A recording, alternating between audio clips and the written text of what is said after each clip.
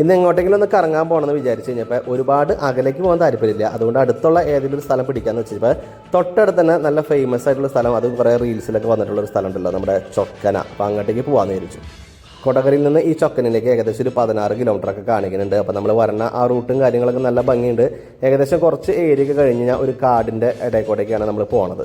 ഇവിടെ നിന്ന് അങ്ങോട്ട് ശരിക്കും ഒരു കാടിൻ്റെ ഒരു പ്രതീതിയൊക്കെ വന്നു. കാരണം നമ്മുടെ വന്യമൃഗങ്ങളുടെ മുന്നറിയിപ്പിൻ്റെ ബോർഡും കാര്യങ്ങളൊക്കെ വെച്ചിട്ടുണ്ട്. ഇവിടുന്ന് കുറച്ചും കൂടി പോയി കഴിഞ്ഞ് കഴിഞ്ഞാൽ നമ്മുടെ ഹാരിസൺ മലയാളത്തിൻ്റെ റബ്ബർ പ്ലാന്റേഷനൊക്കെ കാണാം. ഈ ഏരിയ മൊത്തം റബ്ബർ തന്നെയാണ് കൂടുതൽ കണ്ടുകൊണ്ടിരിക്കുന്നത്. ഈ ചൊക്കനിലേക്ക് നമുക്ക് വേറെ വഴിക്കും വരാം. അപ്പം ഞങ്ങൾ വന്നത് ഈ കൊടകരയിൽ നിന്ന് തിരിഞ്ഞിട്ടാണ്. അതുകൂടാണ്ട് വേറെയും വഴികളുണ്ട് കേട്ടോ. പിന്നെ ഈ ഏരിയകൾ വരുമ്പോൾ പ്രൈവറ്റ് ആയിട്ടുള്ള ആളുകളുടെയും പറമ്പുകളും കാര്യങ്ങളൊക്കെ ഉണ്ട്. അപ്പോൾ അതെല്ലാം ഇലക്ട്രിക് പോസ്റ്റ് ഇട്ട് അവർ സെറ്റ് ചെയ്ത് വെച്ചിട്ടുണ്ട്. എനിക്ക് തോന്നുന്നത് വന്യമൃഗങ്ങളൊക്കെ കയറാണ്ടിരിക്കാനായിരിക്കും. അങ്ങനെ നമ്മൾ കുറച്ച് നേരത്തെ ഡ്രൈവിനൊടുവിൽ നമ്മുടെ സ്പോട്ട് ഏകദേശം എത്തിക്കഴിഞ്ഞു. ഈ പോസ്റ്റ് വെച്ചിട്ടുണ്ടല്ലോ, അവിടെയാണ് നമ്മുടെ സ്പോട്ട് എന്ന് പറയുന്നത്. അവിടുന്ന് ലെഫ്റ്റിലെ ചെറിയൊരു വഴി കാണുന്നുണ്ടല്ലോ, അതിൽ കൂടെ എടുത്തിട്ട് നമുക്ക് ലെഫ്റ്റ് സൈഡിലേക്ക് പോകണം. പക്ഷേ ഇവിടെ വന്നു കഴിഞ്ഞപ്പോഴാണ് നമ്മളൊരു കാര്യം മനസ്സിലാക്കിയത്. ചൊക്കന എന്നുള്ള ആ ഒരു ഹാങ്ങിങ് ബ്രിഡ്ജ് ഉണ്ടല്ലോ, ഫേമസ് ആയിട്ടുള്ളത്, അത് ടെമ്പററി ആയിട്ട് ക്ലോസ് ചെയ്ത് വെച്ചേക്കാണ്. കാരണം ആരോ രണ്ടാൾ അതിൻ്റെ മുകളിൽ നിന്ന് വീണ് മരിക്കുക അങ്ങനെ എന്തോ ചെയ്തെന്നൊക്കെ പറയണത്. അപ്പോൾ അതുകൊണ്ട് നമുക്ക് അങ്ങോട്ട് പോകാൻ പറ്റിയില്ല.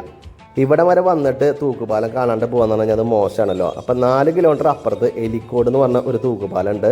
ഏകദേശം ഒരു ഹാരിസൺ മലയാളത്തിൻ്റെ ആ ഒരു പ്ലാന്റേഷനൊക്കെ ഉണ്ടല്ലോ, ആ ഒരു ഏരിയയിലായിട്ടൊക്കെ വരും. അപ്പോൾ ഇവിടുന്ന് ആ ഒരു പോയിന്റിലേക്കാണ് നമ്മളിപ്പോൾ പോണത്.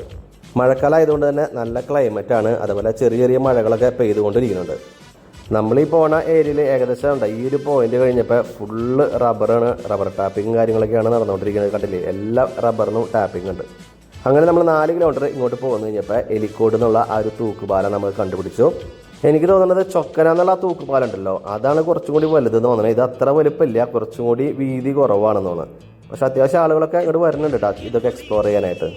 പിന്നെ ഇത് ആക്ച്വലി ഒരു പ്രൈവറ്റ് പാലാണ്. കാരണം എന്ന് വെച്ച് കഴിഞ്ഞാൽ അന്യർക്ക് പ്രവേശനമില്ല എന്നുള്ള ബോർഡും കാര്യങ്ങളൊക്കെ വെച്ചിട്ടുണ്ട്. പിന്നെ അധികം വെള്ളമൊന്നുമില്ല കേട്ടോ ഈ സമയത്ത്. അധികം വെള്ളത്തിൻ്റെ പരിപാടികളൊന്നും നമുക്ക് കാണുന്നില്ല. അതുകൊണ്ട് അധികം ഒഴുക്ക് കാര്യങ്ങളൊന്നും ഫീൽ ചെയ്യണില്ല. റബ്ബർ ടാപ്പിങ്ങിനുള്ള ആളുകൾക്കായിട്ട് അങ്ങോട്ടും ഇങ്ങോട്ടും പാസ് ചെയ്യാനായിട്ടാണ് ഈ ബ്രിഡ്ജ് ഉണ്ടാക്കിയെന്നാണ് ഇവിടെ പൊതുവെ പറയപ്പെടുന്നത്. എന്തായാലും ഒരു ഹാങ്ങിങ് ബ്രിഡ്ജൊക്കെ എക്സ്പീരിയൻസ് ചെയ്യാനായിട്ട് ആഗ്രഹമുള്ള ആളുകൾക്കൊക്കെ ഇങ്ങോട്ട് വന്നു കഴിഞ്ഞാൽ ഇതൊക്കെ ഒന്ന് എക്സ്പീരിയൻസ് ചെയ്യാം.